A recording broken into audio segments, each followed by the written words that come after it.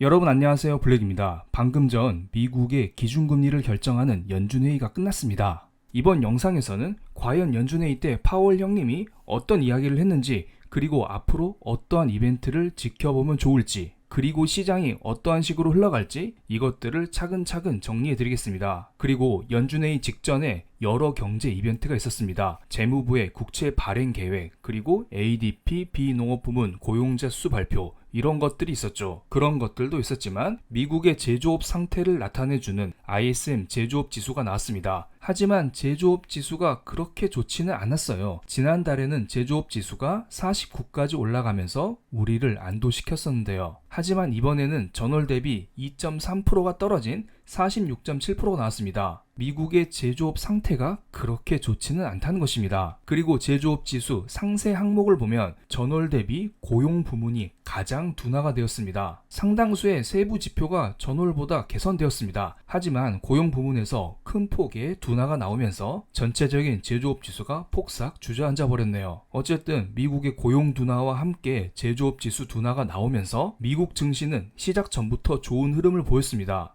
왜냐하면 지금까지 고용이 너무 강하기 때문에 연준은 어쩔 수 없이 고금리를 유지해야 된다, 금리를 올리고 있다, 이러한 기조가 있었잖아요. 그런데 고용이 둔화되었다는 소식이 나왔기 때문에 연준은 더 이상 금리를 올릴 필요가 없고, 더 나아가 금리를 인하할 수 있는 실마리를 우리에게 줄 수 있기 때문입니다. 그리고 실제로 애틀란타 연은에서 전망하고 있는 미국의 4분기 GDP 역시 기존의 2.3% 성장에서 1.2% 성장으로 꽤 크게 둔화가 되었습니다. 그만큼 미국의 고용과 제조업 상황이 좋지 않다, 이것을 반영하는 것이겠죠. 이러한 분위기 속에 한국 시각 기준으로 새벽 3시에 연준의 성명서가 공개되었습니다. 성명서는 기존과 크게 달라지지 않았어요. 기준금리를 동결하겠다, 현재 국채금리 상승을 유발하고 있는 양적 긴축을 그대로 유지하겠다. 이어진 기자회견 자리에서 파월 형님이 이야기했지만 양적 긴축으로 인해서 미국 국채 금리 상승이 그렇게 크지 않을 것 같다, 이런 말을 했습니다. 이 말은 즉 당분간 국채 금리 상승을 유발할 수 있는 양적 긴축을 유지하겠다는 말이겠네요. 그런데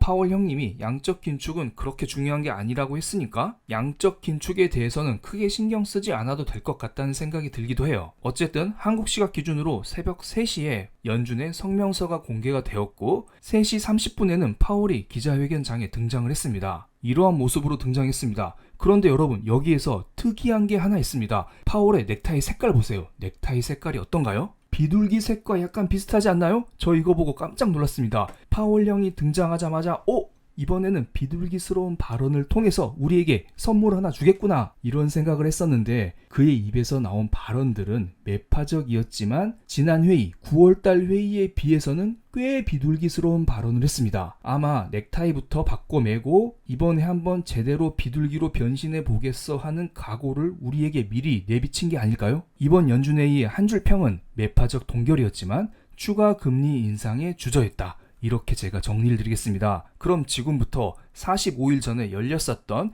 9월 연준회의와 비교하면서 어떤 점에서 파월 형이 비둘기였는지 이것을 보겠습니다. 9월 달에는 이런 이야기를 했어요. 어떤 기자가 너네 연준은 소프트 랜딩이 기본 시나리오냐? 이러한 질문에 소프트 랜딩, 하드 랜딩 둘 다 가능성이 있다라는 말을 했어요. 그러면서 소프트 랜딩에 대한 확신이 어렵다는 말을 했죠. 이 발표가 나오면서 시장이 크게 무너졌어요. 파월 연준 의장이 경제 위기까지 걱정하고 있구나, 이러한 두려움이 우리를 엄습해왔죠. 그런데 이번에는 경기 침체 이야기가 쏙 들어갔어요. 이번에는 미국 경제가 매우 탄탄하다, 놀라울 정도다, 나는 경기 침체를 기본적인 시나리오로 상정하고 있지 않다, 이런 말을 대놓고 했어요. 제가 볼 때 9월 달에 파월이 경제 위기 한번 이야기했다가 사람들한테 많이 혼난 것 같아요. 그래서 이번에는 미국 경제가 튼튼하다, 이런 말로 입을 싹 바꿔버렸습니다. 이 말이 나온 직후에 시장이 크게 올랐죠. 그리고 9월 달에 이런 말이 나왔어요. 너네 연준이 생각하기에는 중립금리가 올랐다고 생각하냐? 이러한 질문에 파월 형은 현재 미국 경제가 매우 좋기 때문에 중립금리가 올랐었을 수도 있다, 이렇게 애매한 말을 했습니다. 중립금리라는 게 뭐냐면은 미국 경제가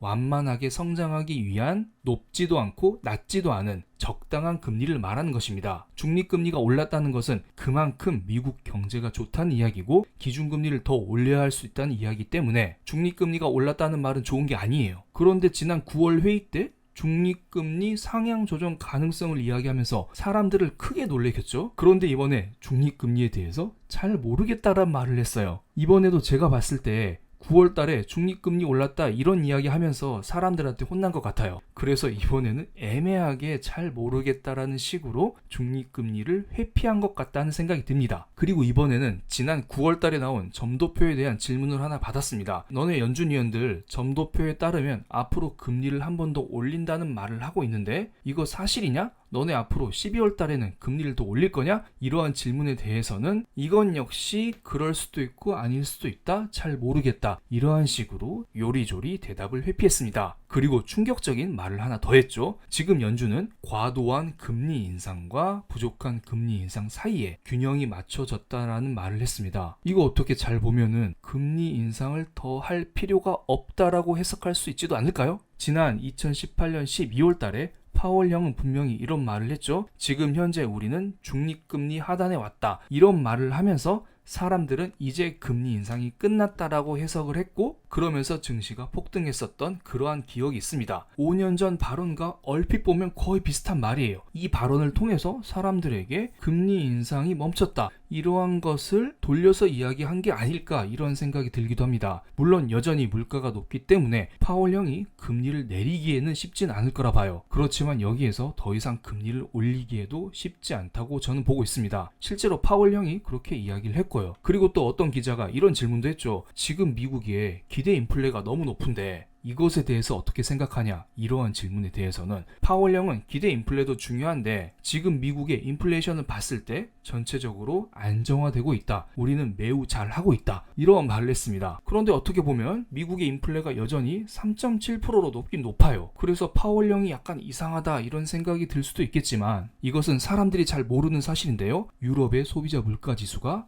2%대로 내려왔습니다. 아마 파월 형이 생각했을 때 유럽도 물가가 내려오고 있는데 미국도 조만간 내려가지 않을까? 이러한 생각을 하는 게 아닐까? 이렇게 생각이 들기도 합니다. 물론 이것은 저의 생각이에요. 파월 형은 정책을 결정하는 사람으로서 지금 자기가 일을 잘하고 있다라고 이야기를 하는 게 맞다고 보겠죠. 그분 입장에선 말이죠. 어쨌든 비둘기스러운 말이 나오면서 앞으로 금리 인상이 없을 수 있다. 이러한 말이 나오면서 정확히 파월 형이 그렇게 이야기하진 않았지만 해석하기에 따라서 금리 인상이 더 이상 필요 없다. 이렇게 해석할 수도 있다는 그의 발언을 근거 삼아 미국의 10년물 국채금리가 이렇게 크게 떨어지고 있습니다. ISM 제조업 지수가 부진하게 나왔었을 때 미국의 10년물 국채금리가 한번 떨어졌었고요. 그리고 파월의 기자회견이 진행되면 진행될수록 국채금리가 이렇게 뚝뚝뚝 떨어지고 있습니다. 게다가 여기에 국채금리가 최근에 급등했었기 때문에 그리고 미국에서 세금이 많이 거치고 있기 때문에 미국의 재무부에서 장기 국채금리 발행 확대의 속도 조절에 나서고 있습니다. 특히 10년물, 30년물에 대해서 발행 물량 증가 속도가 3분기 대비 확 줄었습니다. 이것도 국채금리 하락을 불러오는 요소가 될 수도 있겠죠. 그럼 앞으로 어떠한 이벤트가 남았을까요? 11월 달에 미중 정상회담이 열린다고 합니다. 만약에 이 자리에서 중국이 미국의 국채를 조금 더 사준다